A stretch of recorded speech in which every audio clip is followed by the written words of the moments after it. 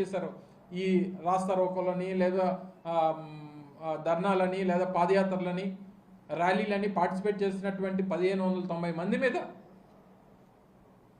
వాళ్ళని red mark చేసి పెట్టారు. వీళ్ళు ఎవరన్నా మళ్ళీ రేపు పొద్దున్న దేనికన్నా వస్తే వీళ్ళ మీద యాక్షన్ తీసుకోండి అని చెప్పి అక్రమంగా టెంట్ ఎత్తవేయించారు.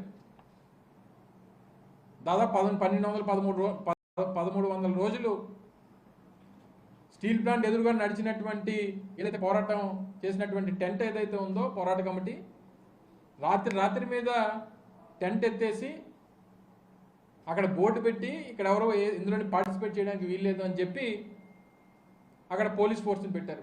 ఏ రోజన్నా వైఎస్ఆర్ కాంగ్రెస్ పార్టీ ప్రభుత్వంలో ఏ ఒక్క రోజన్నా ఏ ఒక్క పోలీస్ అన్నా ఏ రోజైనా టెంట్లోకి వెళ్ళి మీరు చేయడానికి వీల్లేదని కానీ మీరు మాట్లాడడానికి వీల్లేదని కానీ లేదా మీరు చేస్తున్నటువంటి ఈ పోరాటానికి పర్మిషన్ లేదని కానీ ఏ రోజైనా ఒక్కరన్నా చెప్పారో ఒక్కసారి అడగండి, కార్మికులను అడగండి. అది మా చిత్తశుద్ధి ఆ రోజు. అందుకని జగన్మోహన్ రెడ్డి గారు చెప్పారు, ఆ రోజు నేను ఒప్పుకోలేదు కాబట్టి 2024 ఎన్నికల ప్రచార సభలో మే మాసంలో ఆ రోజు ప్రచార సభకి గాజువాక వచ్చినప్పుడు ఆ రోజు ప్రచార సభలో ప్రజలను ఉద్దేశిస్తూ మాట్లాడినప్పుడు చెప్పారు జగన్మోహన్ రెడ్డి గారు, నేను ఒప్పుకోలేదు కాబట్టే ఆనాటి వరకు ప్రైవేటీకరణ జరగలేదు, ఏ ఒక్కరిని తొలగించలేదు అన్నటువంటి విషయాన్ని. మరి 13 మాసాల్లో ఇన్ని ఇబ్బందులు పడుతున్నారే కార్మికులు, మీకు బాధ్యత లేదా? ఇంకా గోస్ట్ ఎంప్లాయీస్ అని వాళ్ళ ఎంప్లాయీలు ఎవరు పనిచేయరని మళ్ళీ తిరిగి మీకు ఓట్లేసినటువంటి మీ కార్మికుల మీద అక్కడ ఉన్నటువంటి ప్రజల మీద లేనిపోయినటువంటి మాటలు మాట్లాడతారు మీ నాయకులందరూ కూడా కలిసి. సమాధానం ఎవరు చెప్తారు? ఈ 32 డిపార్ట్మెంట్లు ప్రైవేటీకరణకి నిన్న కేంద్ర ప్రభుత్వం ప్లాన్ టు ఎక్స్ప్రెషన్ ఆఫ్ ఇంట్రెస్ట్లు పిలిచింది. వైఎస్ఆర్ కాంగ్రెస్ పార్టీ డిమాండ్ ఈరోజు కార్మికుల తరఫున దీన్ని వెంటనే రద్దు చేయాలనేటువంటిది వైఎస్ఆర్ కాంగ్రెస్ పార్టీ డిమాండ్ చేస్తూ ఉంది. తొలగించినటువంటి కాంట్రాక్ట్ కార్మికుల్ని తిరిగి ఉద్యోగాలు తీసుకోవాలని చెప్పి వైఎస్ఆర్ కాంగ్రెస్ పార్టీ డిమాండ్ చేస్తూ ఉంది. ఏవైతే వీరికి ఉన్నటువంటి ఫెసిలిటీస్ ఏవైతే ఉన్నాయో, వాళ్ళ ఇన్సెంటివ్స్ ఏవైతే ఉన్నాయో, వారికి ఉన్నటువంటి జీతాల బకాయిలు ఏవైతే ఉన్నాయో వాటిని వెంటనే ఇవ్వాలని చెప్పి వైఎస్ఆర్ కాంగ్రెస్ పార్టీ డిమాండ్ చేస్తూ ఉంది. కాంట్రాక్ట్ కార్మికులు కానీ పర్మనెంట్ కార్మికులు కానీ వారికి ఉన్నటువంటి హక్కుల్ని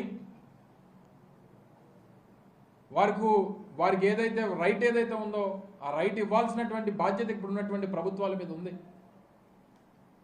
మాట్లాడడానికి వీల్లేదు, ఫ్రీడమ్ ఆఫ్ స్పీచ్. వారికి ఉన్నటువంటి బాధని వారికి ఉన్నటువంటి కష్టాన్ని ప్రజలకు చెప్పుకునేటువంటి అవకాశం, ప్రభుత్వాన్ని నిలదీసేటువంటి అవకాశం ఈరోజు కార్మికులకి ఈ రాజ్యాంగం ఇచ్చినటువంటి హక్కు.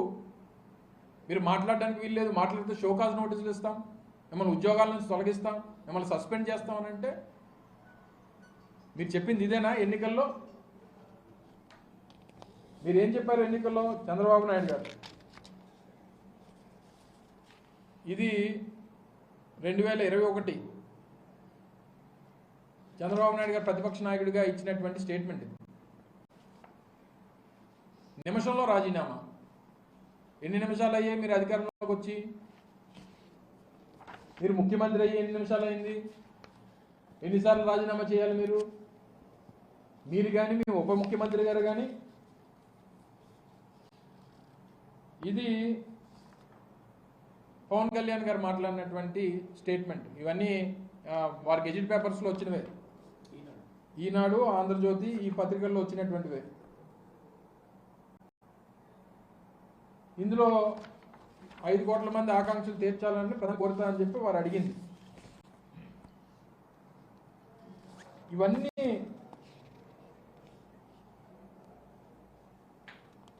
ఇది పవన్ కళ్యాణ్ గారు వారం రోజులు గడువిస్తున్నా, ఆలోగా స్పందించకపోతే ఉద్యమం తప్పదు, అలాగే